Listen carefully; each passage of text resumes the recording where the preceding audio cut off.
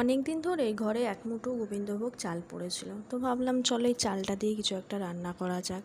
তো ওই জন্য কিছুটা পটলও ছিল, সাদা পটল। তো পটল আলু কেটে নিয়ে আমি একটা রেসিপি বানাচ্ছি, দেখতে থাকো কী রেসিপি করছি।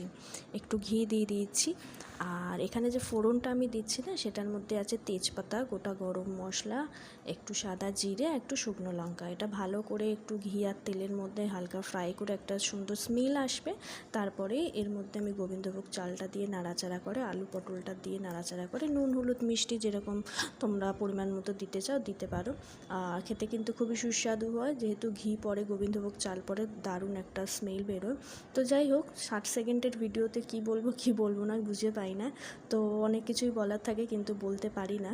তো যাই হোক, রেসিপিটা দেখো আর ট্রাই করো, কীরকম হয়েছে বলো। এটা চাল পটল, লাস্টে গরম মশলা দিয়ে আমি এটা সার্ভ করব গরম গরম ভাতের সাথে। ভালো লাগলে একটা লাইক শেয়ার